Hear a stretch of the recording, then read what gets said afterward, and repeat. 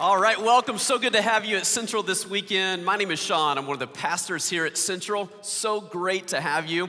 A very special welcome to those of you joining us at one of our Central locations. A big shout out to Summerlin and Sunrise Mountain, Southern Highlands, and Kingman. And also a big welcome to those joining us all the way from Newcastle, Australia. Great to have you this weekend.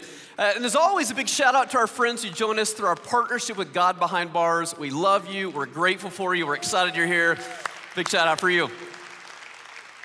Well, today we're continuing our summer series that we're calling Staycation. And if you're anything like me, you know that the summer season is a time that we like to travel. We like to get out and do some new things. It's a different rhythm. And we travel for this reason, that we want to find some sense of rest or relaxation. We want to find some rejuvenation. But what we're discovering in this series is we don't have to go anywhere to find those things. That we can find rest and relaxation, we can find rejuvenation of our own heart and soul right here, right now, with God investing in our journey. You might call it a little bit of a staycation with Him. And so throughout this series, we're looking at the 10 commandments of the Bible. And there are these timeless truths that God gave to His people through Moses some 3,000 plus years ago. And it's these 10 commandments that, again, have stood the test of time. It's these 10 commandments that have really shaped cultures and societies and governments. They've been kind of a moral fabric of our world for literally thousands and thousands of years. But if we discovered in this series, the proper way to look at these commandments is to not see them in a sense of that we obey God's commands in order to earn God's love. We already have God's love. That God has already loved us. God has already forgiven us. God has always extended mercy to us. God has already given us His grace. We already have God's love. And so we don't in any way obey in order to earn God's love. Instead, we recognize that God has already loved us. And because God already loved us, we respond back to Him by loving Him through obedience. I might say it this way, that we don't in any way obey to earn our salvation. We obey in order to live in His blessing. And so we're going to look a little bit more into these 10 commandments. Today we're looking at commandment number 5, which is honor your father and your mother. Now, how many parents do we have with us? Now, when it comes to the parents who are with us, this is our favorite commandment. This is the one that we think, man, if my kid can just listen and dial into this one, my life becomes instantly better, right? There's some of us that we just discovered in this moment that the one we're talking about today is honor your father and mother, and you want to go, time out. Let me go get my kid out of the kid environment. Let me bring them in here. My kid really needs to hear this particular talk, right? Because when it comes to honor your father and mother, when it comes to the receiving end of this, all of us want to be honored as parents. It's a little bit more of a difficult proposition when we think about when we're doing the giving of the honoring. We love to receive the honor, but depending on the environment we grew up in, for some of us, this becomes a very complex commandment. Let me think about it this way. If I could have you real quick, just close your eyes, and here's what I want you to do. I want you to think about your mother. I want you to picture your mom's face. What do you feel when I say, honor your mother? I want you to think about your father, if you know him. And I want you to picture his face. What do you feel when I say, honor your father? For those of you who are parents, I want you to think about your own kids. What do you feel when I say, honor your father and mother? All right, you can open your eyes. Here's my hunch, is that we just experience a wide gamut of emotions in that moment. And it's largely dependent on what our home life was like growing up or what our home life looks like today in this moment. I think for some of us, when we think about our mother and father, when we think about our growing up years, we have very fond memories of that. We grew up in a great household with great parents who loved us, who cared for us, who provided for us. Are they the types of parents that disciplined us in the right way and pointed us in the right direction? We look back on those memories as fond memories. We think about our father and mother. It puts a smile on our face. The emotions are great. For others of us, we grew up on the other side of the spectrum. When we think about our growing up years, we would like to forget our growing up years because it was full of so much toxic behavior in our household. And we think about the anger and the angry words and the wounding things that were said. We think about the volatile moments, the violence that was experienced. When somebody tells us to honor our father and mother, that becomes a very difficult thing to consider because our father and mother didn't live very honorably. And so we might even meet this conversation with a little bit of resistance. We might even meet this conversation with a little bit of anger and frustration going, I'm not sure I can do that because I'm not sure they really deserve that. And so in one way, this commandment is a very simple commandment. It's a very straightforward commandment. On another end, we have to recognize it's a very complex commandment. That if we really take it at face value and we really look at it in our own lives, it can be very, very complex in order to implement and to live out in our own lives, in our own journey. And if this is a difficult one for you, let me just say a couple things. First, let me say this. I'm sorry. I'm sorry you grew up in a home that was so incredibly difficult. And truly, I don't fully understand the difficulty and the pain that you must experience on a daily basis growing up in that environment. What I want you to know is this. There's a God who radically loves you. There's a God who is everything your father should have been, who loves you more than you will ever know. And even in this commandment, our great God wants the best for you. And so if you find yourself having a little bit of resistance, maybe even a little bit of anger or frustration around this particular commandment, it's understood. At the same time, I don't think we're necessarily off the hook.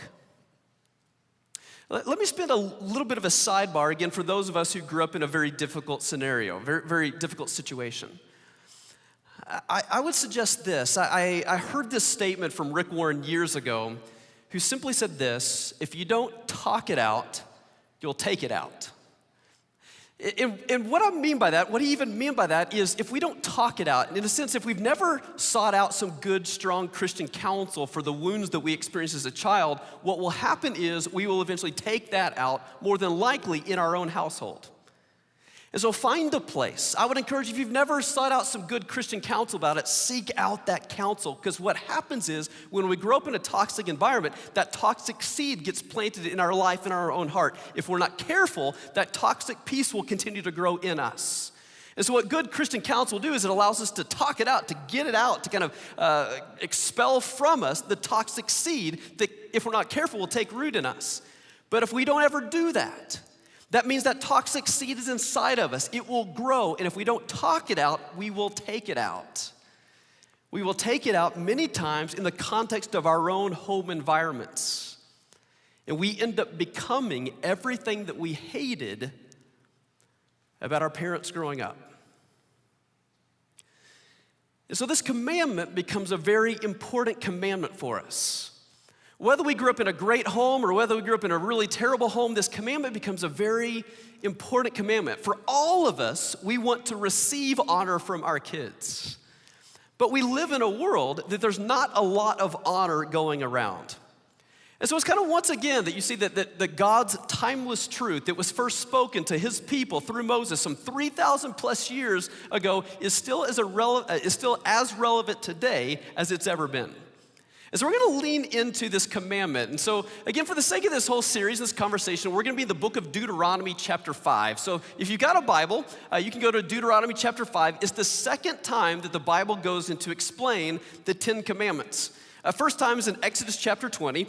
The second time is here in Deuteronomy chapter 5. The words are also going to show up on the screen. And you'll notice as we've been practicing for the past few weeks, when you see some words on the screen that are highlighted as red letter words, if you could read those words out loud with me, read it with some passion, like read some boldness like you mean it. So here's what this command says. It's the fifth commandment of the Ten Commandments. It says this. It says, honor your father and mother as the Lord your God commanded you.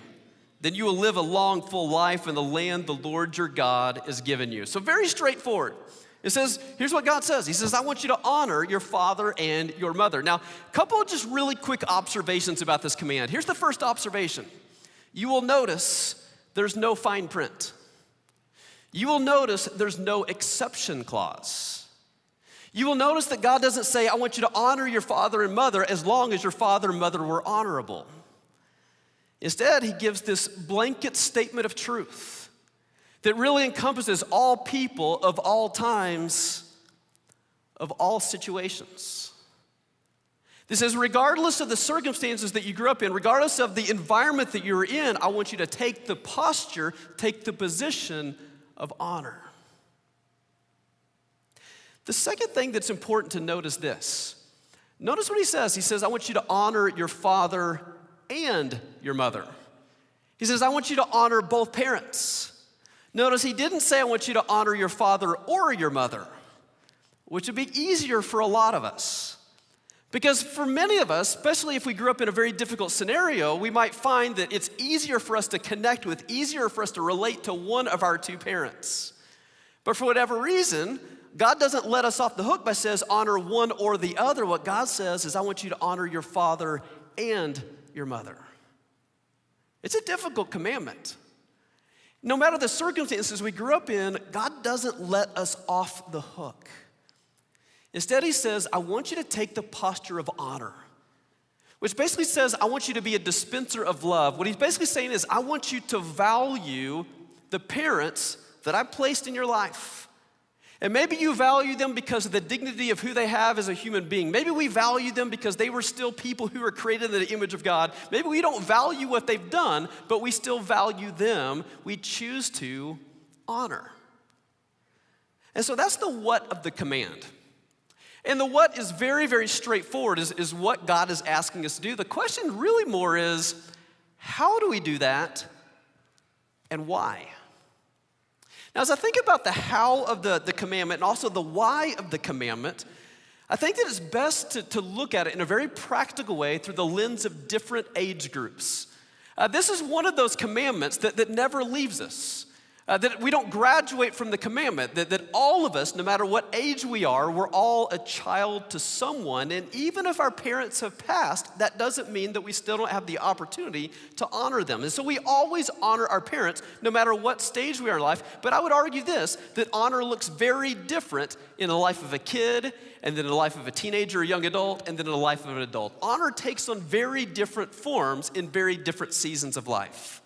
And so what I love to do is talk about the hows and the whys from each one of these different phases of life. And so here's the first one. If you're a kid, if you're a young person growing up in a home, here's what honor means. Honor means obey your father and mother.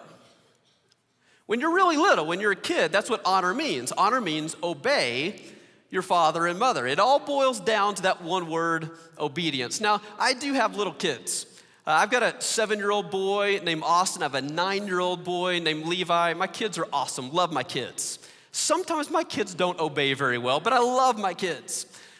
This week, I was talking to my oldest, Levi, about this message, and I asked him the very simple question. I said, hey, buddy, I'm talking to the people. That's what I call this whole thing, by the way, to my kids. I say, I'm talking to the people about honoring your father and mother. What does that mean to you?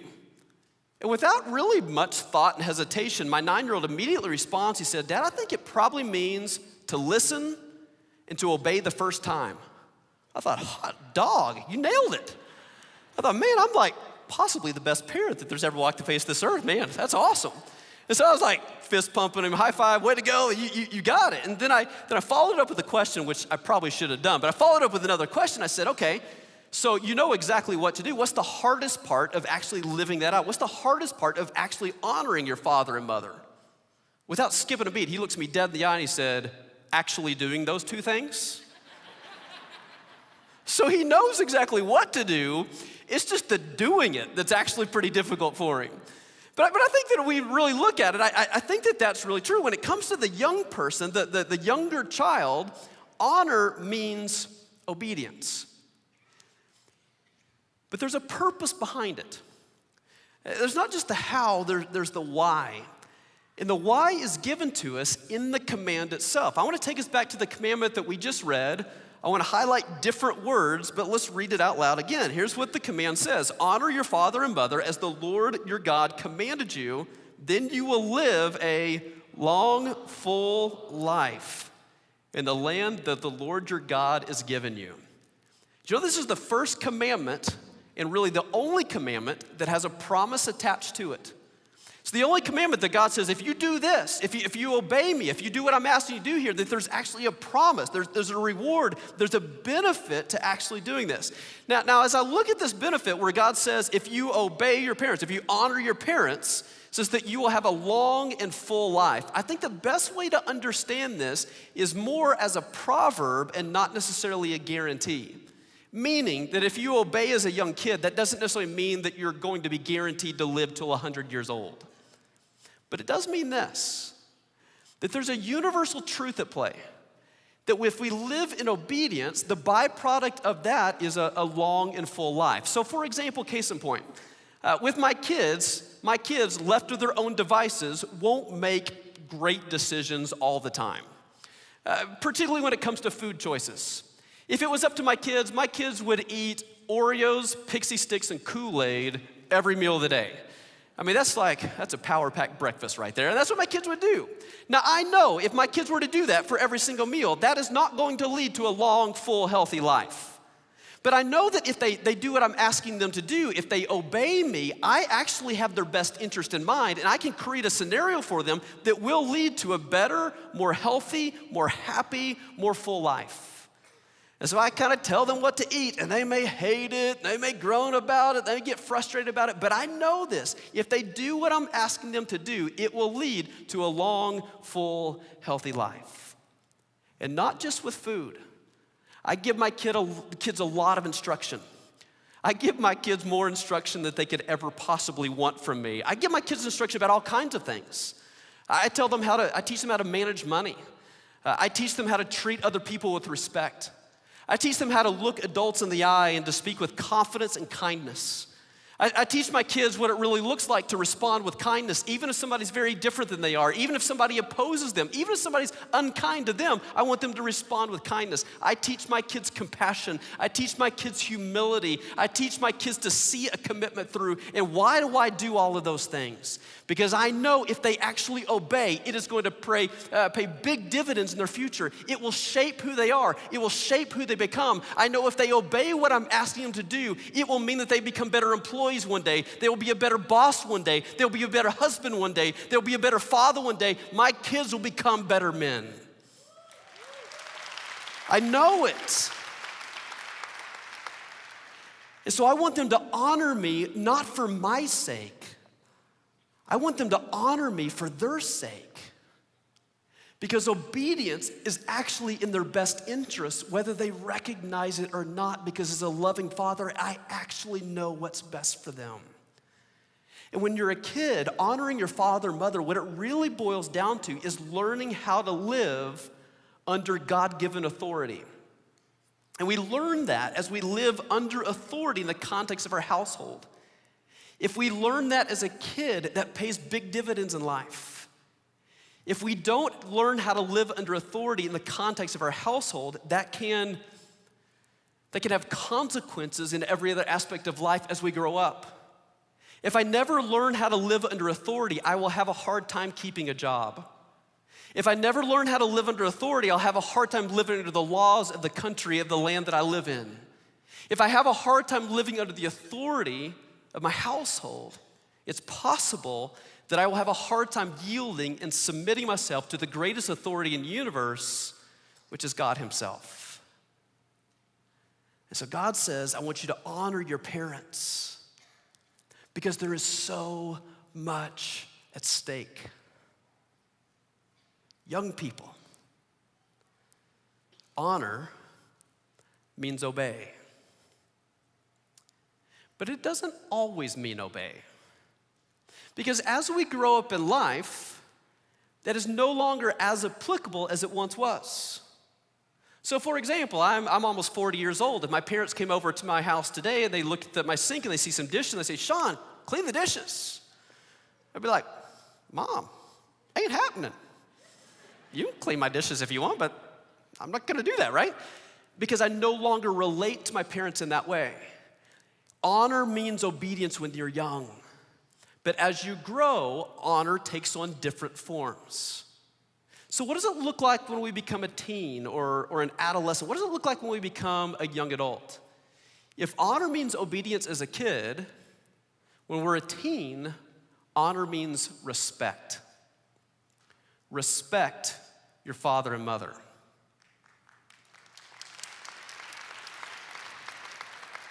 Now, let me be candid.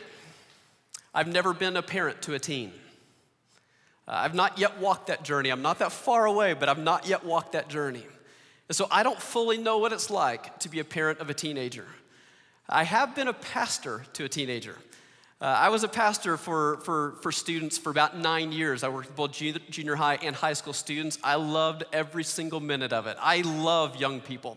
I love their passion. I love their ability to dream. I love their energy and excitement.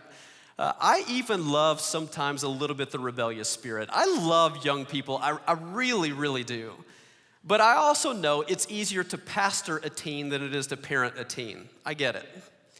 And I also know that it's the season of life that many times young people start pulling away from their parents. And part of that is necessary, part of that is needed, part of that's a very natural form of life because the students need to form their own identity. They need to get to the place that they can make their own decisions and make good, wise decisions, but they're not yet ready to step fully out from under the umbrella of the care of their parents. So it's a very interesting season as there's a little bit of push and pull, there's a little bit of give and take. And as you're a parent of a teen, you realize that the one who used to almost suffocate you, you couldn't get any space from your kid, is now the kid that doesn't want to have anything to do with you, right? And now you're in a season of life that they think that you are the worst parent that has ever walked the face of planet Earth unless they want some money. And then all of a sudden, you're pretty good. But it's a tough phase of life. And many times, it's a phase of life that is characterized by disrespect. And so if you're a teenager, if you're a young adult, let me speak very clearly to you. I feel like God's got some very specific instruction when it comes to honoring your father and mother that deals with the issue of respect. He actually phrases it that way in a different part of the Bible. Look what it says in Leviticus chapter 19. Again, read the red letter word with me. It says, each of you must show great respect for your mother and your father. It's a different way to write the same commandment, but the Bible even calls it out that there's a phase of life that's very important, that honor your father and mother, it means respect. But here's the truth, young people. You don't have to agree with your parents to respect them. You don't have to see eye to eye on everything to respond with kindness. You see, we live in a world that says that if we disagree with one another, I'm supposed to disrespect you. If we don't see eye to eye on something, I'm supposed to tear you down, I'm supposed to pull you down. That's what we see in the media all the time. It's what we see in social media all the time, that if we disagree, that means I've got to disrespect. That is not God's way. Let's be very clear about that. It's not God's way. God says we can disagree, but I still respect. That we may not see eye to eye, but I will still honor. I was talking to a good buddy of mine this week who serves in one of our military branches of service. He serves in a great position in the United States Air Force. And I was talking to him just kind of about his role, and he reminded me of a powerful principle that exists in the military. He said this, that there's a phrase that people talk about. It's not just a phrase, it's a way of life, and that the phrase is this: respect the rank. You respect the rank. And basically what he means by that, and kind of it's a part of an oath for somebody who's a part of the military, is it's a part of the oath, it's a part of my duty, it's a part of my calling, that I respect the rank. If there is an officer that outranks me, whatever that person tells me to do, I do, because I respect the rank. I may not agree with it. I may not like it. I may not even like the person, but it doesn't matter. I still respect the rank. In the military, put it as a part of the oath. Why? Because they understand this very important principle that in a circumstance of disagreement, we can't have rogue people going off and doing their own thing. Alignment is so incredibly important because there's so much at stake. And so it doesn't matter if you agree. It doesn't matter if you like them. It doesn't matter if you see eye to eye with them. You still respect the rank. What is God's rank? The way I understand it from a biblical perspective, authority works this way. You have God as the highest authority. And God gives parents as an extension of his authority on this earth, and as children, we operate under that authority. In a sense, we respect the rank. It doesn't matter if you disagree with the curfew. It doesn't matter if you're told that you shouldn't go somewhere and you really wanted to go there. It doesn't matter if you're told something that you adamantly disagree with. You don't have to agree to honor. You just respect the rank. So for kids, honor means obedience. I think for teens and adolescents, honor means respect. What about for adults? What happens when we kind of outgrow the season where we're really not under the authority of our parents any longer? Instead, God's entrusted us with the same authority when we have children. What does that look like? I don't think we ever graduate from this command. I think in many senses, again, we carry this commandment all the way until the end of our life. So what does it look like to carry this all the way through to the end of our journey? I think as adults, I think this commandment means this, that we appreciate and provide for our father and mother. We appreciate and we provide for our father and mother. Again, as with a different season of life come very different opportunities, come very different demands, come very different expectations. I would encourage you, if you've never done this, I would encourage you to take this step, regardless of what your relationship looks like with your parents. I would encourage you to contact them, call them, next time you're with them, whatever it looks like, to simply ask this question: how can I best honor you? How can I best honor you? And just simply see what they say. I took a moment to do that with both my mom and my dad this week. I called my mom on the phone and I asked her that question: how can I best honor you? Her response was not that surprising to me. She simply said, this phone conversation is very honoring to me. And really what she meant by that is, I love my mom by spending time with my mom. In many ways, I think with our parents when we're adults, you spell love T-I-M-E. Now, candidly speaking, there was a long season of my life that I didn't get this right. I'd graduated from my home. I'd moved away from my parents' household. I lived really thousands of miles away from my parents for a lot of years. And so I didn't see my parents very often. I saw them maybe once or twice a year. And there was a good season of my life, particularly when I was a young person, that I never picked up the phone. Frankly, I don't like talking on the phone. And that was always my excuse. I didn't really want to pick up the phone. I didn't really want to talk on the phone. I just kind of figured it out as I went. My parents know that I love them, and that was kind of the attitude, the perspective that I had. And it was kind of a couple of years, later that I had just this insight that part of how I honor, particularly my mom, was in time. And I was deeply convicted by that. And so probably 2, 3, 4 times a week, I just made it a practice that I would call her on my way home from work. It was about a 15-minute drive at the time. And I think I might have held it. Sorry for that. It wasn't hands-free, but you should go hands-free. But I just simply called my mom on the way home. And it just gave me a touch point. It didn't matter what we talked about. It didn't really matter what the conversation was. It was a way to honor. I asked my dad the same question. My dad's response was not talking on the phone. I don't like to talk on the phone. My dad doesn't like talking on the phone. If I call my dad, we just sit there on silence. There's not a lot of honor, going on. And I asked my dad the same question. His response was very different. He simply said to me, the best way you honor me is to take what I poured into your life and that you would improve on that as you pour it into the lives of your own kids. And then he goes, and that you would forget all the bad stuff I did too. And I thought, he didn't do a lot of bad stuff. My dad he wasn't a perfect parent, but he's a great, great parent, just a great, great man. But what I recognized as honoring my dad was more about extending his legacy. That's the way that I honor them. And what I recognize as part of honoring my parents as an adult is to simply express appreciation, to express gratitude, to say thanks for the things that they did for me, the things that I may have taken for granted for a lot of years.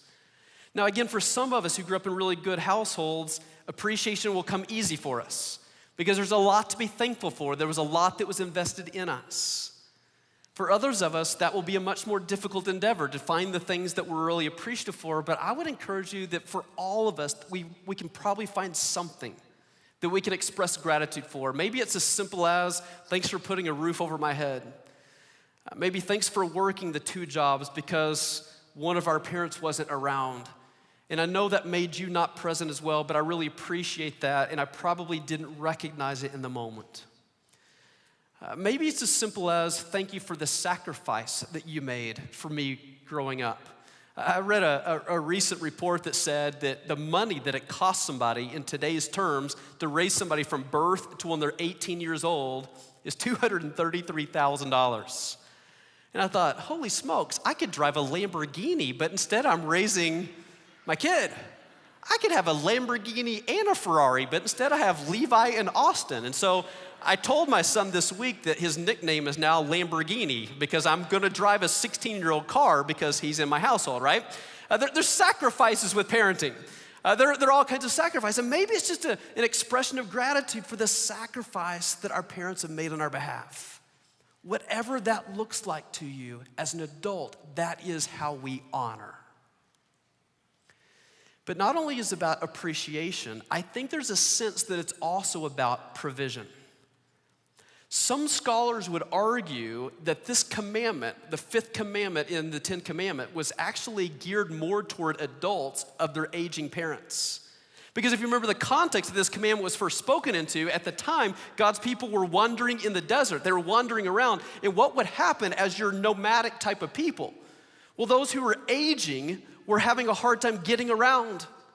Those who were, those who were quite a bit older might have become sickly. And what was happening is those who were elderly were getting forgotten and left behind. Some scholars suggest this commandment made the top 10 because God says, that is not my way.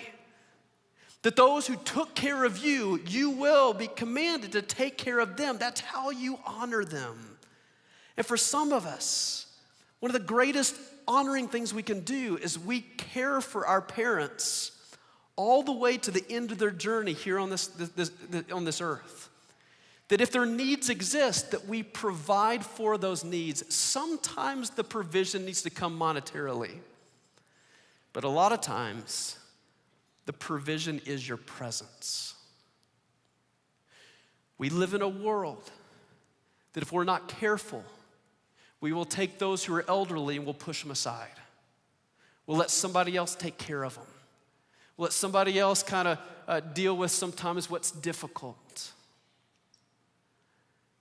But God says, never forget those who took care of you. And the responsibility comes full circle as we care for them. I've watched both of my parents walk with so much grace as they provided their presence when my grandparents were passing from this world. It takes a lot of grace. I was talking to a really good friend of mine who walked another journey of grace alongside of his mom as she passed, and he's now walking it alongside of his mother-in-law as she's also in this kind of transition type of season. He described what it's like as he comes alongside of his mother-in-law. She's in a memory care unit. She doesn't remember much very well. And he said that I always feel like I have the choice that I can either really embrace that or I can somehow deny that.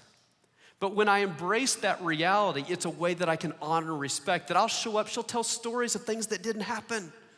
That she'll share that she went to Alabama last week and has this whole crazy story about what played out in Alabama. He said, I used to resist that. He said, now I take the trip to Alabama with her. He said, oh, great, well, tell me about that. Who did you see? What did you do? What did you experience? He just leans into the world. Why? Because God said to honor your father and your mother. All the way to the end. Kids, obey your father and mother. Teens, respect your father and mother. Adults, appreciate and provide for your father and mother. And when you do, you're not only honoring your parents from an earthly sense, you're honoring your Father in heaven. Let's pray together. Father, we are grateful for you. God, thank you for being the perfect Father. Thank you for your radical love for us. Thanks for your unconditional mercy that you've given to us. Father, I recognize in the context of this whole community, for some of us, it's a fairly easy proposition to think about how to live our lives in such a way that honors our father and mother. For some of us, it's really difficult. But God, as we choose to step into obedience of this command, God, would you move in our own heart? Would you move in our own life? More than anything, would you help us come to know you through it?